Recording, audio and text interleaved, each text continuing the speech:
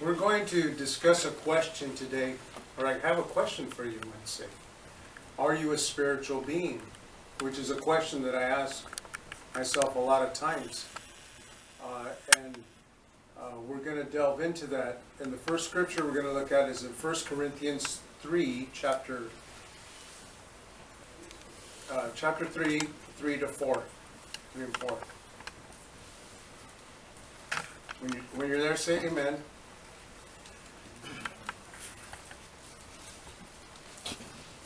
Here we have a correction or an exhortation from Paul to the Corinthians. But you know, it's applicable today. You can apply this today just as well as then. And it says, and he's speaking to the Corinthians, you are still worldly.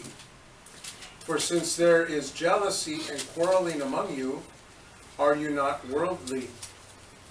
Are you not acting like mere humans? For when one says, I follow Paul, and another, I follow Apollos, are you not mere humans? And it's saying, the key word here that I want to look at is mere humans. Just a human being. There's a difference between a human being and a spiritual being. A human being lives by rules and morals and mores and ethics and all kinds of different guiding rules in their lives. But a spiritual being lives by the Word of God, lives by the leading of the Holy Spirit. It's not the same thing. And when a person tries to live their life as a Christian and tries to live by the ethics and the morals and the mores and the rules of this world, even the laws of this world. You know, some laws are even against the law of God. There are some laws. And so when we as spiritual beings fall into these other rules and things like that are not biblical principles, then we run into problems and conflicts. That's what we're going to talk about. That's what we're going to talk about. So it starts out like this. You are still worldly, for since there is jealousy and quarreling among you, are you not worldly? Are you not acting like mere humans? For when one says, I follow Paul, and another, I follow Apollos, are you not mere humans? So you had Paul and Apollos who had their own little clique, their own little group of people that were following them. And what Paul's trying to tell you is, you should not be following a group or a denomination or even a church, or even this church. You should be following Jesus. Amen. We are to, the spiritual man follows Jesus Christ. The spiritual man is different than the natural man or the human being, because the spiritual man walks by the move of the Holy Spirit. When the Holy Spirit prompts him in his heart, he moves and he does. And sometimes that spiritual man does not know where he's going. And sometimes that spiritual man doesn't know where he's going to set his next step down. But what that spiritual man does know is that God is with him. And if he has listened to God, God will go before him. And God's plan will be complete. And whose plan is better? Mine or his? His. It's going to be his. Because his has a purpose. My plan a lot of times wants to fulfill some kind of a desire or some kind of I like or I prefer, or it would taste better, it would look better, it would just a whole bunch of different things. That's how I kind of want to walk through life. That's being a human being. We're talking about the spiritual man. So you see Paul, and he says some say I follow Paul and some say I follow Apollos. Well, there is there is a theory called the contagion theory. It's a psychological theory that many of you have seen in application. It's follow the crowd. Politicians use this method very, very well, and we see it all the time. It's follow the crowd, and the crowd will follow on one principle that they think or believe and ignore the rest that's all around it. That's a contagion theory. And wars and riots and upheaval of governments have taken place over man acting that way. And so follow the crowd is not always the right thing. I go to a few different ministries in different type churches, and some of them are big churches and named churches. And I praise the Lord the same way I do here, I do it over there. I lift my hands, I pray. If I got to kneel, I'll kneel down. I don't really care because those guys are not, those people are not the people I'm trying to please. I'm trying to please God. Amen. That's the way you do it. And the other day I was in Irvine and we're worshiping God, Joey and I, and 3 or 4 people came up to me and said, you know what, we really like that you came here today because we like how you worship. We like how you lift your hands and how you so freely worship. And we're talking about, this is a place that's pretty affluent. The people are kind of educated, wealthy people, whatever, where we're at. And they're telling me that, and I feel like saying, well, where I came from, there's a whole bunch of other people like that. Amen. Talking about you now, right? And there's a whole bunch of other people that worship just like I feel like saying, but I didn't say it. I go, well, okay, that's cool. You know, but they're trying to make me comfortable by saying how they like how I work. But what are they doing looking at me? Why are they looking at me? Why do they not have their eyes closed and worshiping God and focusing on God? Amen. Why are they looking at me? Yes. That's because they're following the crowd. They're being like these people right here. The spiritual man does not follow the crowd. The spiritual man follows God. That's right. The spiritual man does not listen to what other people say about him.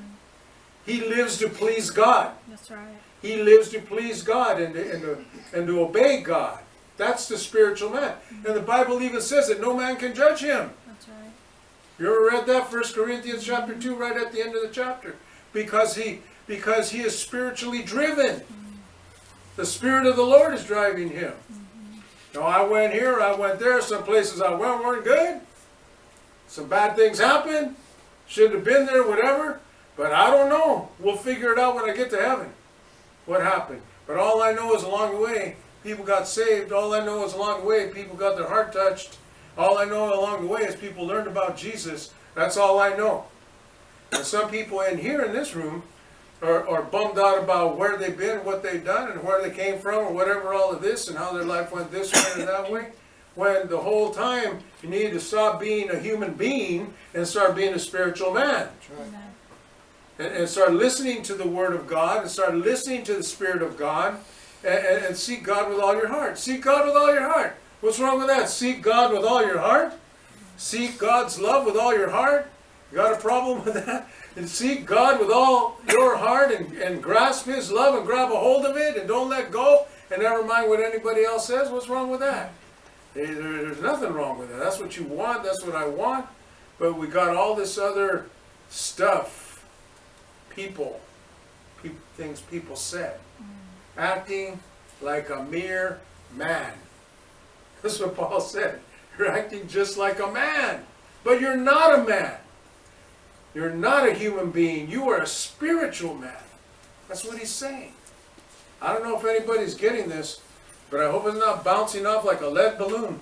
Because if somebody gets it, if you get this principle, that you are a spiritual man, and your life is directed by God, and your steps are ordered of the Lord, and God goes before you, and if God is for you, who can be against you?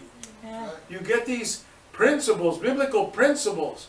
I don't care what your mother-in-law thinks. I don't care what this person thinks or that person or whatever, any of that stuff. Doesn't matter.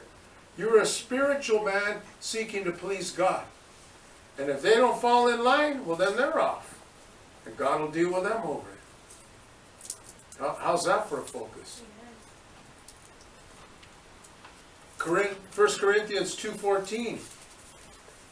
A principle that many Christians, and the same 4 people that came up and talked to me about that, that attitude is everywhere within the church. People who are focused on doing things instead of seeking the one who created them.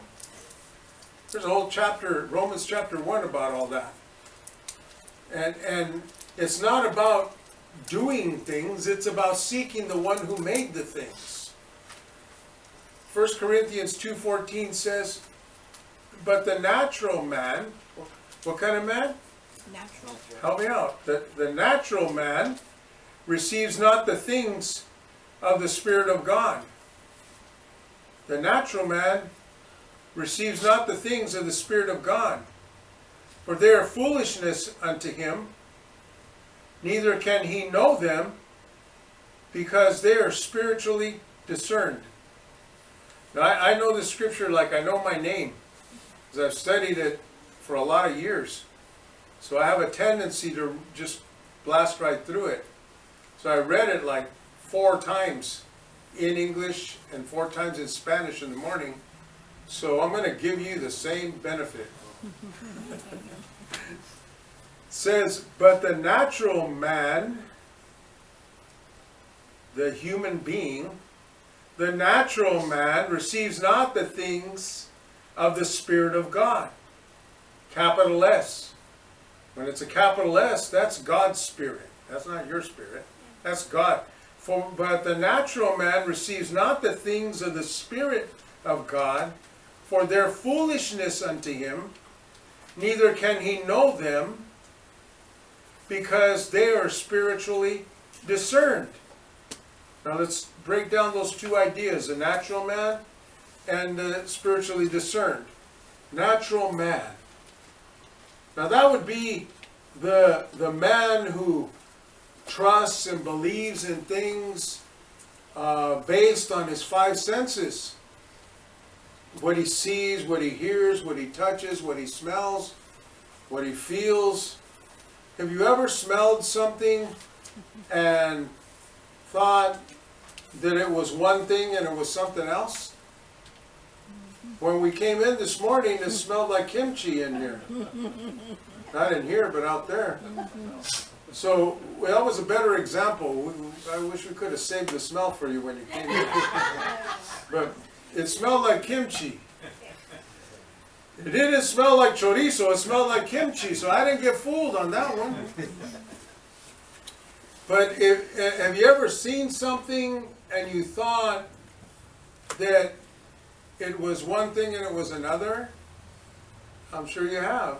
Have you ever seen a mountain and it looked this big and you kept driving for 20 miles and it was huge, it was humongous, way bigger and taller than you? But when you first saw it, it looked like it was small. But your mind knows, but you know that you are being deceived, right? You know that it's not really that big, but it looks that big when you see it because of the distance. So the point being is that our 5 senses can fool us. Would we agree there? Your 5 senses can fool you at times. But then also the natural man, he uses his 5 senses to see if something is true or not. Oh, God can't take that cancer away with a prayer. That's what the natural man says. God can't heal your brother-in-law and touch his life and his heart and turn him over to Jesus. That's what the natural man says. But the spiritual man says, absolutely yes, he can heal. Amen. Absolutely yes, he can transform a life. That's what the spiritual man says. But see, the natural man also has opinions. And he has beliefs. And in his opinion, he could say, well, you know, I just don't think that that's right, based on no facts. He could say, I believe that this is the way it should be, but he really hasn't done any research to figure out if that belief is valid or not. Or you could say, I have an idea better than your idea. And it certainly would work better if we used my idea. Well, that could be mixed with a whole bunch of things. And then he could come up with what is right and what is wrong. Justice, righteousness, a righteous thing. Now, you might think that one thing is just or correct, and I might think that same thing is the opposite of what you think. If somebody went before a judge, you got two opposing opinions, right? So you have all of those things that the natural man goes by. I go by my opinions, by my beliefs, by my ideas.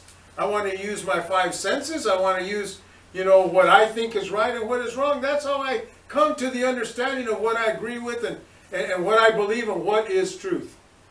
That's how we do that. Yeah. But that's what the human being, the Bible is inspiring us to look at that. That's what the human being does. That's what the human mind does. But Paul is saying here, you're acting like mere men. You got jealousies, you got arguments, you got roots of bitterness, you got all these things going on. You're acting like a plain old human being. Can you catch that? Just a plain old human being. You're not acting like a spiritual man, a man of God who's been forgiven, a man of God who's been redeemed, a man of God who's had his sins erased, a man who sinned against people and did wrong things against people, but is forgiven.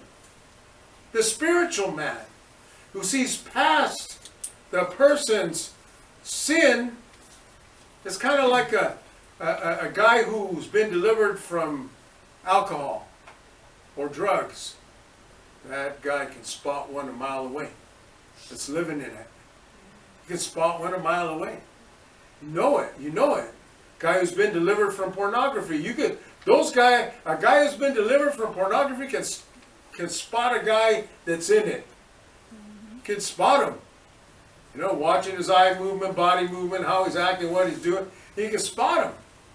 Because he was like that before. So that's all operating as a natural man. You have your mind.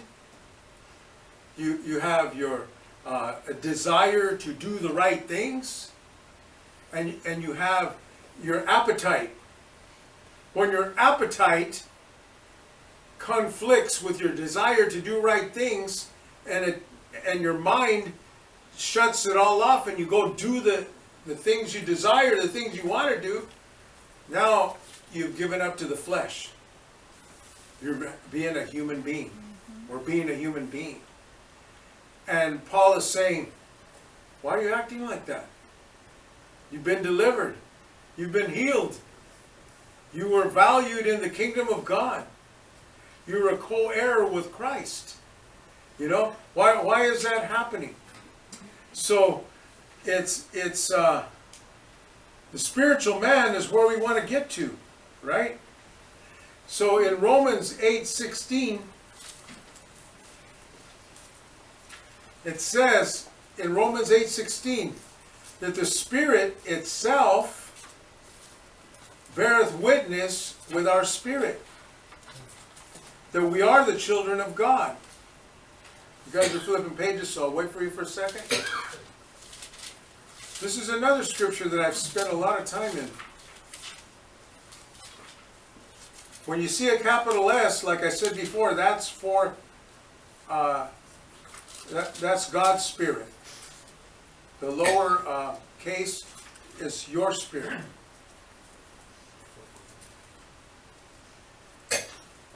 Ready? Amen.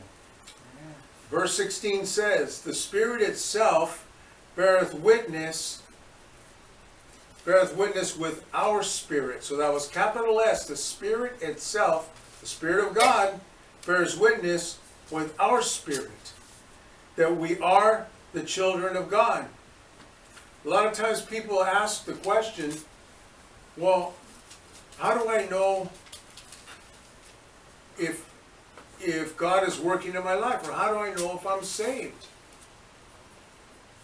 Well, the Spirit of God bears witness with our spirit. That's two spirits, right? Spirit of God, my spirit. Spirit of God comes in, God breathes into us, gives us life, right? Remember that? Pastor Martin taught on that, shared on that. Breathes into us, spiritual life comes to be, and we begin to germinate. You might say a seed is growing inside of us. We're coming through a process of being born again, and God's word is rising in us. We're learning. I'm talking about people who are trying. I'm not talking about some guy who came and said a prayer, went home and did the same thing he was doing before. That's not what I'm talking about. I'm talking about somebody who's seeking to be a spiritual man, who's walking in that direction. So the Spirit of God bears witness with my spirit. It's kind of like you and I are hanging out, and we go, hey, man, that is a nice Mustang over there. And you look at me and you go, yeah, it is. He goes, I like that color. I like those rims and all that, and we're going back and forth. You are bearing witness that that is a really cool car. And we're going back and forth with it. Well, the Spirit of God bears witness. He's a witness, and He's coming and telling you that you are a child of God. And let's read it again. The Spirit itself bears witness with our spirit that we are the children of God. And if you look a little further above that, that the Spirit of God inside of us causes us to cry out, Abba, Father. So what all this means to me is that when I come into church, and I don't have to be in church to do this, but when I come to church and the worship team is leading songs, I feel something inside of me. Do you know what I'm talking about? I feel different than when I'm out there outside. I feel like something's touching me from the inside and elevating me, and I could have been mad out there, but now I come in here and it starts slowly going away. It's kind of like a new guy that came today. He was sitting right there where Dennis is, and he had a pretty sour look on his face the whole time. But towards the end, he was clapping. And towards the end, his face changed. And what is that? That is the Spirit of God. That's God's Spirit. Amen. So when we feel that inside of us, we have a choice. You have a choice. You have a choice. You can just stuff it down. You go, oh, no, I don't lift my hands. I don't, I don't have a right to. I'm not a good enough Christian to do that. Oh, what is so-and-so going to think? Are you following Apollos? You're following Paul? That's a whole deal. Are you worried about, are you going to say, well, you know what, I don't think that I should raise my hand because Bob's going to make fun of me. Well, is Bob going to be there when you stand before the true and living God? And you're going to wish you raised your hands when you see Him, you know? Are you losing out? Did you ever think maybe you're losing out because you're over here doing one of these undercover worship deals, or putting your hands in your pocket and you're going, well, I can't do that. Those guys, they're all holy and all that. I can't do it. You think, let me tell you something. I learned this second week I was in church. I wasn't lifting my hands for nobody. I hadn't cried since I was 10 years old. I was a very serious person, and you had to do a whole lot to convince me to do anything. But I found out there was a guy standing in front of me with his hands straight up in the air, and he was crying, and God was touching him, and I'm going, man, that's what I want. I go, I don't want a halfway walk with God. I want the whole thing. I want the whole thing.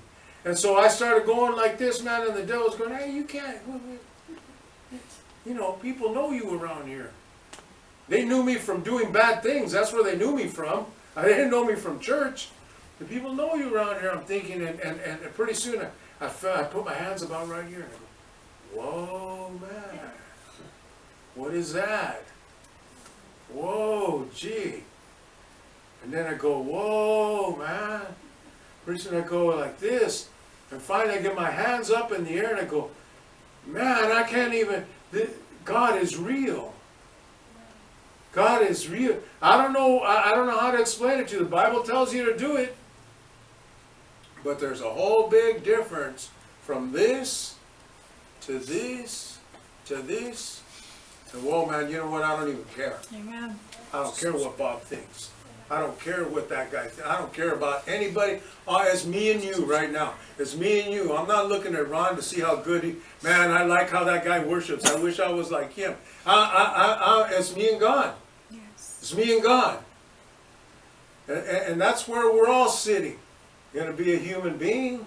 You're going to be a spiritual being.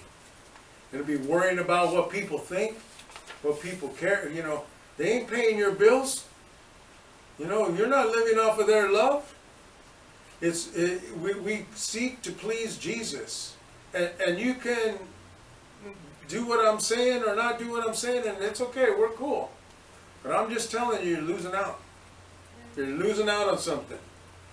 And if you feel uncomfortable, you know what that tells me? You ain't doing it at home. That tells me you're not hitting your knees at home and you're not praying and you're not worshiping God at home. That's what that tells me. That's what that tells me, because anybody that has ever done that never thinks like that. They don't think like that. It's not even, that's like a basketball player wanting to wear a tuxedo in a game. It's the same thing. It don't work like that. It just doesn't work like that. So it kind of reflects, and I'm not trying to hang a guilt trip, but that's the way it works. So you have the Spirit itself bears witness with our spirit that we are children of God. God causes you to know that He's there. He lets you know that He is there. And if you don't stuff it down, the Lord kind of showed me like this, that the spiritual man is on a journey. We're all on a journey. We're human beings. That's what we are. We're human beings. But God comes along and He breathes His Spirit into us, and the transformation begins inside of us. And we are not sure, and we don't understand, but we begin to try to follow the Spirit of God. So I know I need to go that way. I know God wants me to go over that in that direction. But there's piles of things around, you know, like there's anger and roots of bitterness. Piles of roots of bitterness. They want to jump in the way. Jump in the way. Guilt. Things people said to me. Rejection. Pain. Situations in growing up that I think were wrong, and I got cheated on and stuff like that. You know that most people feel like they were cheated in their childhood? Most people do. You know what, if I only would have had the white picket fence, the father who loved me, and the mother who hugged me and kissed me, and the dad who hugged me and kissed me, and paid for my school, paid for my college, bought me a new car, and all these other things. Make your own list, you know. Then I would have been different. My life would have been different. That's how most of us think. But there is no way a drunk can look at a drunk that's been delivered, can look at a drunk who is a drunk, and bring him to be delivered and turn him over to Jesus Christ unless he's been a drunk. There's no way. It's not happening. Even in reading psychology books, I have read that the best person to help an alcoholic is not a psychologist, is not a doctor, is not any medication. It's another alcoholic. That's in their books. So it was always in this book, but now they kind of figured it out. They figured it out. That's the way God does things. So wherever you're at, or wherever you've been, turn it over for the honor and glory of God. Amen. Turn that pain, turn that experience, turn that thing over, and so now you're walking down that pathway, and that guilt comes in front of you, throw it out of the way. The spiritual man keeps on walking. The human being stops. Something wasn't fair, or something wasn't. Why do you need to understand that? what we need to understand is that there's two kinds of people. Carnal Christians and spiritual Christians. There's carnal people in the world that aren't even saved, and spiritual Christians. But carnality is in the church. Carnality is in the church. So we look around and you might see people that are like that and you go, oh, well, that's okay. I'm just, I'm about in the middle of spirituality with everyone else. This isn't grammar school or high school. God doesn't grade on the curve. He doesn't grade like this. His word is His word. He called you, He called me, and He called us to be spiritual men.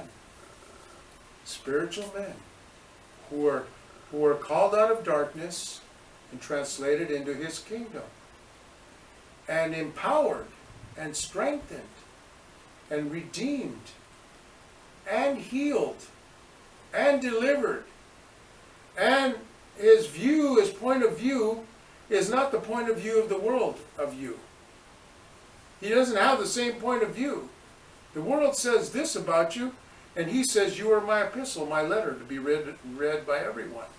The world says this about you, and He says you are my workmanship, masterfully made by a craftsman. He said, the world says this, and He says, I formed you and molded you in your mother's womb. And then the world says another thing, and He says, I knew you before the foundation of the earth. Yes. And then the world says another thing, and He says, I will never leave you nor forsake you. And the world throws your sins at you and what your shortcomings and all that, and He says, I have put those things as far as the east is from the west. Your sins are forgiven, and I don't remember them anymore. And the world keeps saying things that is for human beings. Are you a human being? Are you a spiritual man? Which one do you want to be? Which one are you? We're all in different places. But I want to tell you that the spiritual man walks seeking God. Spiritual man gets up in the morning and it says the steps of a righteous man are ordered of the Lord. He's seeking to please God. Amen. Some people are seeking to please their boss. Some people are trying to get a few steps up in a company or whatever, or this or that, or trying to please somebody. But if you please God, the rest of them got to fall in line. If you seek to please the Lord, the rest of them got to fall in line. And if they don't, well, God will deal with them. I could tell you story upon story about that. God will make a way for you. God wants every person to be in a place where people look at them and they're going through something, and you're right there, and you already know the whole deal. Well, I was going through that, and God gave me this scripture, or I heard this, and the Bible says that, and whatever. But if you don't know those things, then you know what you did? You wasted an experience. We wasted an opportunity. We wasted the blessing that we would have bringing that person closer to God. And you know what? What I found out is that's the reason we're here. Amen. There's not another reason. You may think that the reason that you're here is for something totally different. I thought the reason that I was here was to make money. I thought the reason that I was here was to scale this and scale that and become this or become that. That's what I thought. That's what I thought the whole deal was about. But after you lose it 2 or 3 times, more than like 3, then you kind of figure out, well, that ain't it. It's got to be something else. And the bottom line is, I understand that I am just here to please the Lord. Amen. That I am a spiritual man. And you can like me or not like me. You can pick out my flaws if you want to, but I don't really care because I'm not here to please you. I'm not here to please anybody. And with that attitude, I'm just pleasing God. Amen. I want to please God. So when I hear God speak to me. I get excited in my heart. When I read the Bible, I feel explosions in my heart. My spirit is, and God's Spirit is bearing witness with my spirit that I am a child of God. I get excited when I hear the Word of God. I get excited when I sing. I get excited when my wife tells me a scripture, or when she says, hey, the Bible says this and that, and I get like all excited. You know, because I've watched her spiritual growth. I've watched her come from one place to another. And it's exciting to me when I hear the same things out of anyone here. It's exciting to me. I get these explosions inside. And I have to shut up. I have to try to not act like a maniac. A lot of times I'm trying to control myself, because I could go real spastic out here. You know? I really could. Because I am like so exploding inside with joy over the way God just touched me at that moment. And if you don't know what I'm talking about, then maybe it's a thing to go pray at home. Go pray. Because you're going on the five senses, your opinions, beliefs, and a carnal understanding of things. If you're approaching the Bible, trying to read this and figure things out, whatever, let me tell you something. Joey told me when we were studying, he told me something, and it cracked me up. He said, you know, this whole Bible, I think that it's just trying to tell me that He is God. And I said, you got the message. It's all these pages and all these words, and the whole thing God was ever trying to say was tell people is, I'm God, and you're not. That's it. And you got that message. You got everything from cover to cover. He is God, and you're not. And we keep trying to be God. We want to create things. Oh, I think I'll start a company. Oh, I think I'll invent this. Oh, I think I'll begin that. Oh, I think we want to create things. You know, and we want to do things. And I want to do this, and we're trying to be like that. And there's nothing wrong with excelling. There's nothing wrong with making money. There's nothing wrong with all of that. But we do it to the honor and glory of God. Amen. Do it to the honor and glory of God. Do it to the honor and glory of God, and it will stick. It will stay. It will have a firm foundation, and it will stay. You try to build a house on sand, on your pride. You try to build a house on your money. You try to build a household and a family on your intelligence. It ain't going to work. It isn't going to work. I got somebody that is, just check this example out. There's a problem very close to us. Police officers train and train and train. They're training. Every week they're training. They're training to go break down, bust down a door or whatever. They're training every week. And they don't stop. They never stop training. Why? Because they got to be sharp. Why? Because they got to remember the thing they already knew. They got to keep on top of things. But now this guy's having a problem with his marriage. And my question to that guy, if I get a chance to talk to him, how much time did you spend training being a husband? Would you go and kick down doors and be a cop with no training? That's pretty ridiculous, isn't it? And in looking at statistics this morning, I was astounded. You know Pew Research, right? Most of you know about Pew Research. That's the most valid research that there is. And it said from the age 50 plus, the divorce rate is 109%. Higher than it was in 1990. Since 1990, the divorce rate has increased 109% from people age 50 plus. And nobody is doing anything. It's the human being. The human being. You gotta be spiritual men. I'm gonna leave you with that there. And we're gonna take communion, and however the worship team come forward, however God spoke to you today, just think about that.